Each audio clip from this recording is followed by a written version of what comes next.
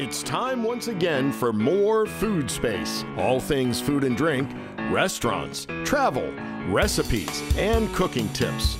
There's something for everyone. Taste, sip, learn, and laugh along with us. And now it's time to get into his space, Food Space. Here's your host, Chef Michael Glatz. Hi, and welcome to Food Space. I also want it to be your space. Today it's going to be wine space, and it's also a little art space. We'll explain that to you in a moment. As always, when I have the shows, we're tasting, we're sipping, we're enjoying different foods and beverages and so on. And here in Vero Beach, Florida, where the show is recorded at Planet Vero, I always reach out to some local friends via Facebook and so on and have guests come on the show and sip with me. So I have two of my favorite artist friends on the show today. First, Barry Shapiro. Barry, welcome to the show. Thanks, Mike. One of our fabulous local artists. Beautiful work. Thank you. I appreciate that very much. Great. And another good friend, Regina Stark. Hi, Regina. Another fabulous painter, both painters. Beautiful work. Barry, so, again, we're located here in Vero Beach. Where can people see your art? Well, I share a studio downtown now. Most people know me from Lighthouse when I owned that business. Oh, right. But, on 14th, yeah. Right. But now I have an art studio, a private art studio downtown. We're available by appointment. It's on 20th, just west of 14th Avenue, in the building where Jetsons is. My work is there. It's also at Christopher's Salon, which is over by Miracle Mile. Okay. Great. And how about for people outside our viewing audience? Where can they find it? And it's online at ShapiroStudioArt.com. ShapiroStudioArt.com. That's right. SHAPIRO. ShapiroStudioArt.com. Excellent. Excellent. So be sure to look up my friend Barry's artwork and tell him Chef Michael sent you. Yay. Great. And Regina. Hi. Hi. So Thank nice you to for have having you here. me. You bet. It's our pleasure. So tell us about your art. Where can people find your art, both locally and perhaps online? Yes, I sell privately here, and I am also online at reginastarkgallery.com, and I am in Baci Trattoria on 14th Avenue, Karen Fulcini. Excellent. Who is my angel? Yes, wonderful Taylor ham. Wonderful. Look at some of Regina's art. Great. Great Italian food, wonderful breakfast, and yes, my artwork is there. She features me, and I also am with Barry in Christopher's Day Spa, Miracle Mile. Excellent. Great. Yes. Great. Well, it's fun to have a couple of artists on the show, and today we're going to sip some wine, and I thought we'd have some fun tasting the three classic white varietals, the three most popular white varietals. There's so much wine out there in the world. It's really hard to know what to drink. And so we're going to look at Chardonnay, Riesling, and Sauvignon Blanc. Three of the most popular, three great food wines. And we're going to sort of just taste them side by side and enjoy the nuances and kind of share our thoughts and what we're thinking about the wine. The whole idea is to help you decide. You go to your favorite wine shop and it's overwhelming. There's so much wine. Where do you begin? First of all, shop in a great wine shop where you can talk to somebody, where you can ask somebody on the sales floor, tell them what you're having for dinner, and see what kind of suggestion they'll give you.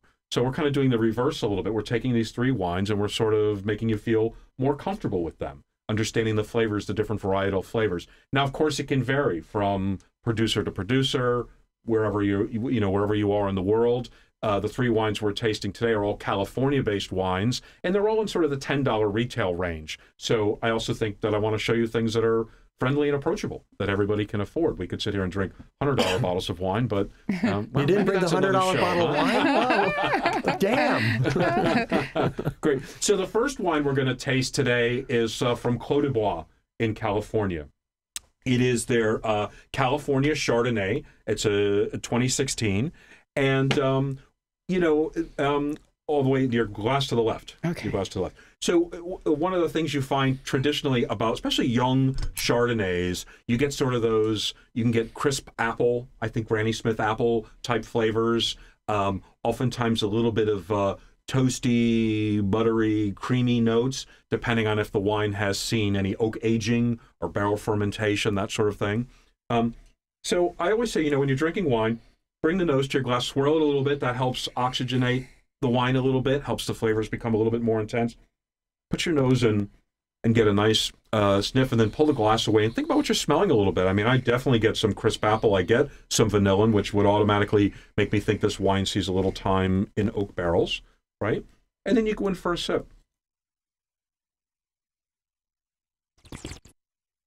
It's my favorite part about drinking wine, making that little slurping noise, right? So why do we do that? When we go in for that sip, you bring the wine into your mouth with a little bit of air, and you make that gurgling noise over your tongue a little bit. And what that does is oxygenate the wine in your mouth, same as you're doing in the glass. It makes the flavors kind of explode a little bit. And then when you bring the wine in, close your mouth, make that little slurping, gurgling noise, close your mouth, and treat it like mouthwash. Let it touch all over your mouth, and up your gums, over your tongue, under your tongue. Yes, we're taught taste buds on the tongue, but you feel wine sensations all over your mouth, right? And then when you finally swallow the wine, exhale through your nose with your mouth closed, and that accentuates the retronasal activity, and you just taste more. So go ahead and taste, and let's talk about what we're getting in this wine a little bit.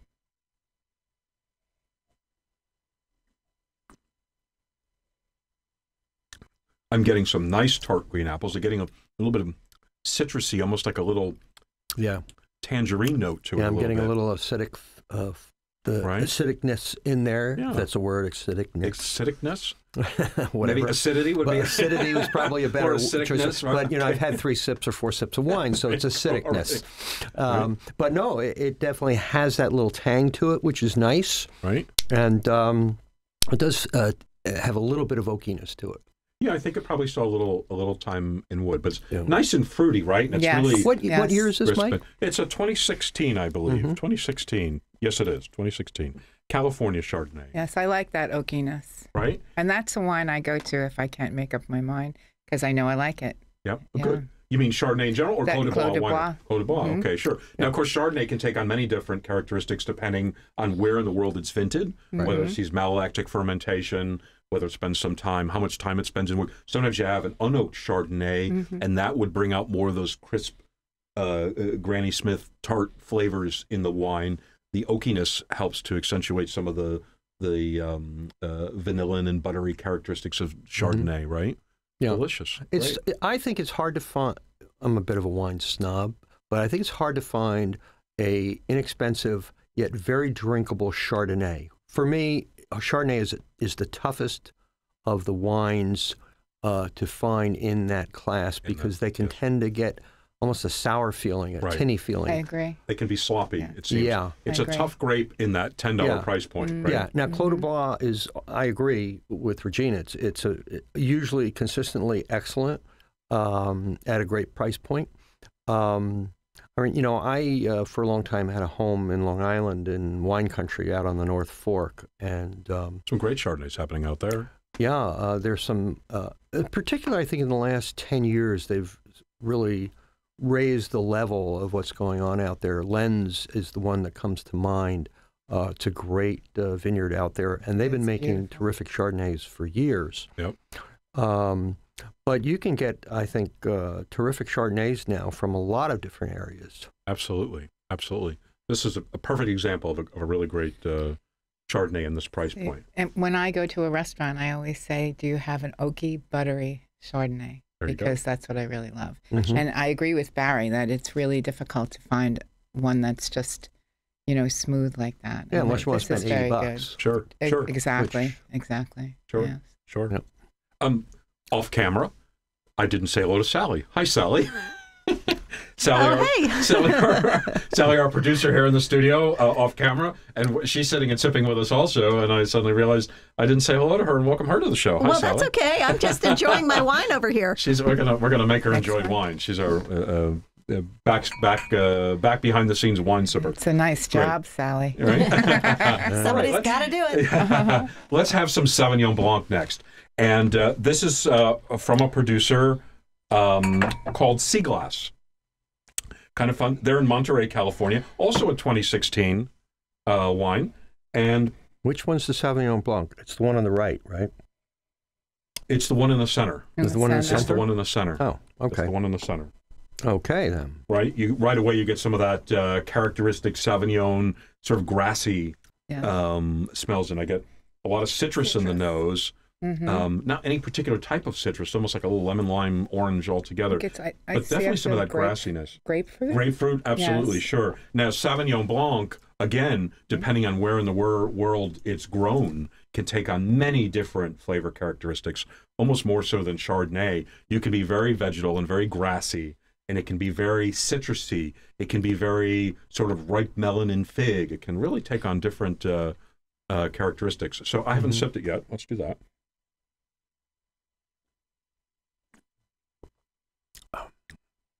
And there we go. Very nice. Very nice. It has very soft vegetal characteristics, right? That citrus really comes out. Yes, a nice bit of grapefruit, Regina. Absolutely. I'm almost getting a little bit of like a tart pear, like an unripe pear, right? The pears that you used to pick from my tree. Yes. There you go, right? Thank you. Yeah, especially when they're green still a little bit and When I kind of was have that little tartness where I grew to up, it, yes. right? I definitely get that. A lot of different flavors. Yeah, I definitely get what you're calling the grassy Yeah. kind of. It's like almost like the smokiness of Chardonnay translated to a grassiness of this Sure. wine here. Yeah, it's Sure, interesting. which helps, and we'll talk about food with these wines in a minute, but it helps bring food elements into it a little bit, makes them more food friendly. But now you see some very different characteristics between a classic Chardonnay varietal and a classic Sauvignon Blanc varietal, right? And I think, personally, I Really think that Sauvignon Blanc is, I don't know if I'm using the right terminology, but one of the most drinkable wines in that is it's Absolutely. very versatile. You can Yes. have it with just about anything. You Yes. can have it alone Yes. with some fruit or... And there's a wide variety of really good, very reasonably priced Sauvignon Blancs Sure. out on the market. Sure. And I think clean, crisp, refreshing when I think Sauvignon Blanc. When I think Chardonnay, I think a little bit more mouth-filling, a little bit more creamy, a little soft, it'll make me feel good, Yes. right? Sauvignon Blanc, just much more crisp and refreshing in the mouth, right? Next, let's go on to the third varietal. We have a Riesling from Kendall Jackson, also a 2016, and also from Monterey, California. And with Rieslings, you'll oftentimes get in the nose some of those sort of what I call sweet spices, things like clove and cardamom, cinnamon, right? And also a little bit of floralness. And I definitely get some wonderful floral characteristics in the nose. And Rinse out with some water. yes, that's a good idea, Barry. When you're tasting sort of like this for flavor, don't hesitate to rinse your mouth out with a little bit of water, eat a piece of bread or something. You know, we're kind of evaluating and being a little analytical, more so than you might be when you're just sipping these at home, but we're kind of trying to help you understand the flavors a little bit. So I suspect, again, with Rieslings, oftentimes the fruitiness is a little bit more ripe tasting. It's a little more tropical tasting. So let's give it a sip.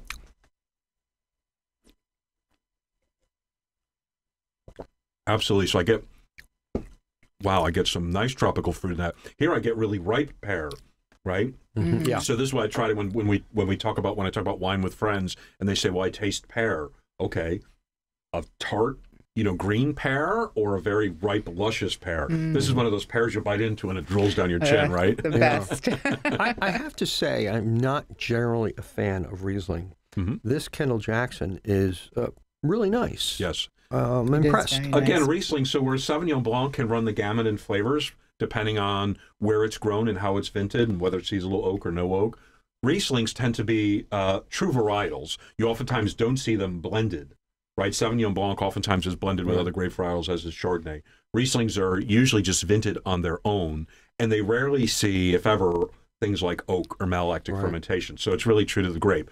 Where the characteristics, the differences come in their characteristics is the level of sweetness oftentimes. Yeah. Which can make them They can be a overly harder sweet. wine when you're trying to pair it with food. If, let's say, you know what you're serving for dinner, you think you want a Riesling, or somebody in the store tells you should get a Riesling, and you get a bottle and you bring it home and it's too sweet or not sweet enough. You were expecting it to be a little bit more sweet.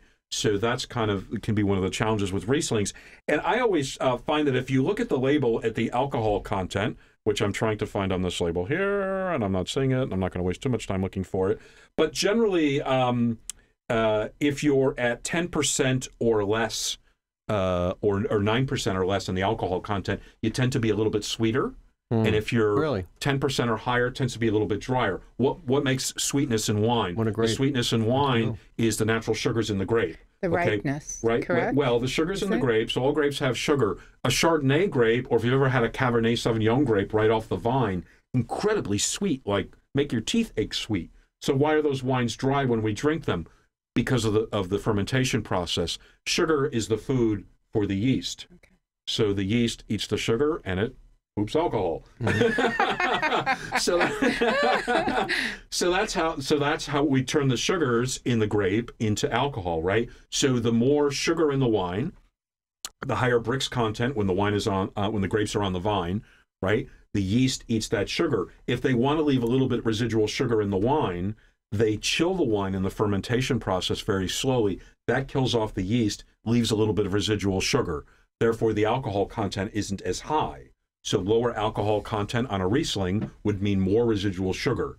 If they let the yeast continue to eat sugar because they want to ferment it dry, you'll see those alcohol contents upwards of 12, 13% alcohol. Wow. This Is it one always says the- 13. That's It was interesting. very Does it say small. 13, right? Okay, It's good. Thank 13. you, Sally. Yes. So that's why you're enjoying this, Barry. It's a nice It's a food drier, Riesling, yeah. That's right? a great tip, by the way, Mike. I didn't know that about that. So that's really a good thing to know. It's a good thing when you're looking for a nice Riesling. You know, the sweeter the Riesling, fine. If you're having it as a cocktail wine, drink it really cold out of the refrigerator on the pool with fresh fruit, with friends, make sangria out of it, have fun with it. But if you're pairing it with food a little bit, it becomes a little bit more challenging if it's a little bit too sweet, right? I agree. I agree. Great. Well, Regina and Barry, thanks for coming on the show today. Well, thank you for Tasting having Chardonnay, us. Sauvignon Blanc, and Riesling. It was And cheers to you wonderful. all. Thanks for joining us on this episode of Food Space. And we hope to see you very soon. Sorry, I didn't have that music queued up. Do we want to...